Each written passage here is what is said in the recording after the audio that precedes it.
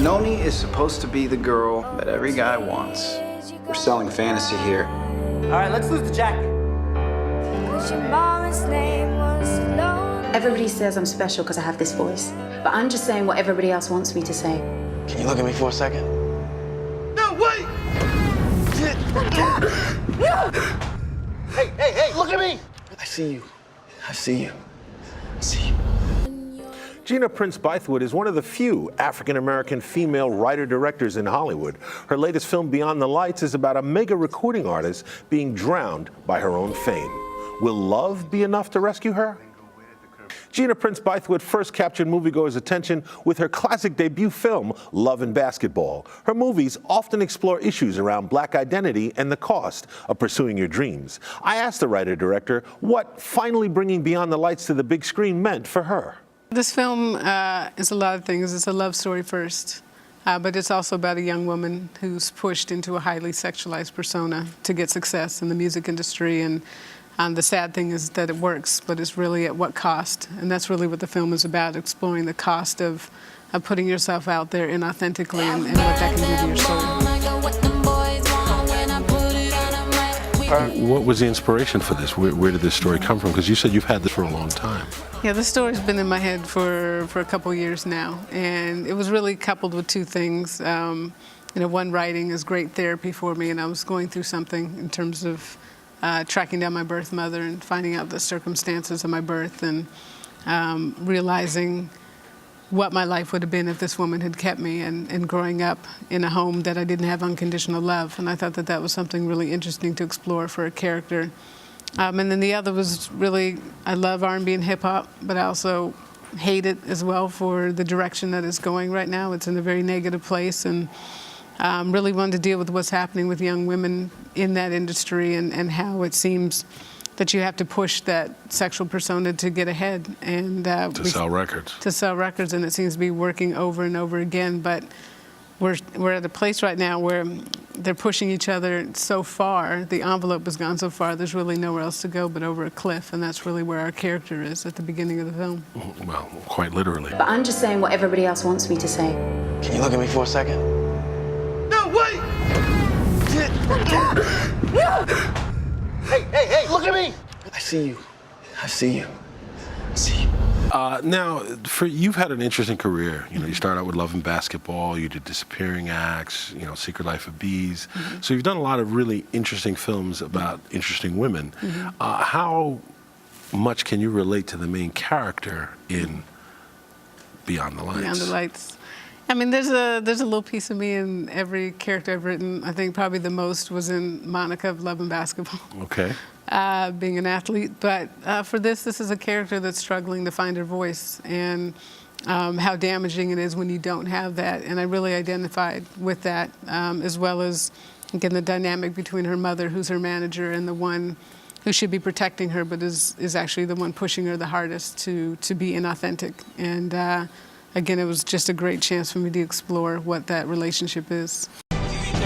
Beautiful. Noni, show me. We want to see you. Exactly. A little bit of that. All right, let's lose the jacket. Can we lose the jacket? That's right. Yeah. Got it. That'll look gorgeous. Do you want to get it? Thank you. Thank you. Now, I also am curious now, the music was great, and Gugu did her own singing in this film. Did you know she could sing? How did you cast this? Talk to me. Yeah, I was very, very fortunate. When I first wrote this, I had always assumed I was going to have a real singer in it. It's a music film. Of course, you hire a singer. But as I started to think about some of my favorite music films, Walk the Line, Coal Miner's Daughter, those had actors at the forefront. And when Gugu came in the room for the audition, she first did the performance, and I saw the film. It was just so clear. She is the one. The second part of the audition was she had to sing Blackbird, and I was literally like, oh God, please, can you sing? And she could sing. And once she opened her mouth, I knew for sure this is the one to fight for. Well, I have to ask you this, because originally you were going to call this script Blackbird. Yeah. Why did you change the title? Yes, it's still, I mean, honestly, it's still painful to me because it's been Blackbird for so long. The song Nina Simone wrote and sang, Blackbird, is very prominent in the film, both when she's a little girl and as she gets older. And the words and the lyrics of it, it's just such a beautiful, haunting song. It speaks so much to the character and who she wants to be. So it just seemed to make perfect sense to call it Blackbird, as well as it's a character who's trying to break free and find her way. But there was another film that had the same title that was based on a book, and so they had the copyright, so I had to let it go. Okay, well, you're a writer, director, producer, and you're a black woman. Now, that in itself is a rare thing. So how difficult is it for you to get films made in Hollywood, and what kind of obstacles do you overcome just as a black female writer-director? It's interesting because I don't find myself as a black female director discriminated against. What's discriminated against are my choices, and that is focusing on black characters. For me, I just want to make films in all genres that have black characters at the center, and especially black females, because we're just not represented on screen enough. And it's not even just in a positive light, just in a real light. I mean, Noni's character, I mean, she is not perfect. She has flaws, but she's human, and I don't think we get enough of that, both for black men and black women on screen. So if I wanted to work, I could work constantly, but it's important to me to put out work I hope that can change a conversation and say something positive to the world. Okay. Well, I have a casting question and a producing question for you. Kat, you have such a great cast. You have Danny Glover, Nate Parker, Minnie Driver. Tell me a little bit about casting and getting these great actors. I mean, did you get everybody you wanted? Well, Gugu, again, came out of nowhere, but it was a fight to keep her because she was not a star yet. And studios loved the script and were familiar with my work, but she's not a star. So I kept getting no's based on that. But I was, as a director, when you find your star, Of course. you hang on to that. And I was so sure. So it was worth it to then move on to the next studio, move on until finally we found Relativity, who got it. They said she is a star, and we're willing to give you the money to do it. Nate and I worked on Secret Life of Bees together. I think he's a star as well, just hasn't had the opportunity to blow up.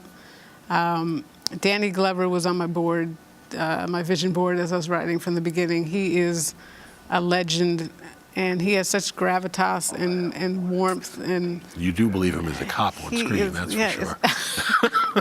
Yeah, I mean, he's Danny Glover, and he was great and so supportive. And then Minnie Driver is a gift to the movie, to have her Oscar nominee.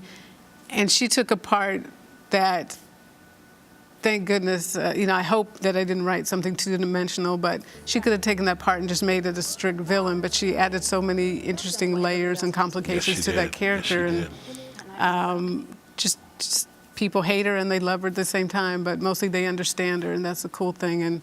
And she and Gugu fed off each other so well. It could be the Brit thing, but you believe them as mother and daughter, and it was important for me to cast that way, Minnie Driver being white, obviously, and Gugu being biracial, because I was following what happened with me in my own life, and my birth mother being white.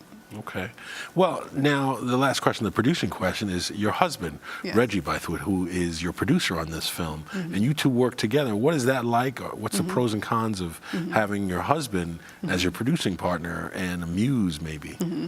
I mean, there's the only tiny con is that we have two boys, and so, mom and dad we're not there as much as we normally are. But to have somebody on set in the writing process, in the pre-production process, that has your back, that is only about making sure you're okay and the film's okay, is such a luxury, because it's rare in this industry, and you want to protect that. And the great thing is that we want to say the same thing. We have a cause bigger than ourselves, and it helps us fuel the fight, because it is tough. Again, this movie took 4 years to get made, and that is a lot of no's. But to have somebody behind me pushing me and not letting me give up and believing in me sometimes when more than I believe in myself, it is an incredible luxury, and I hope he feels the same way about me. Okay.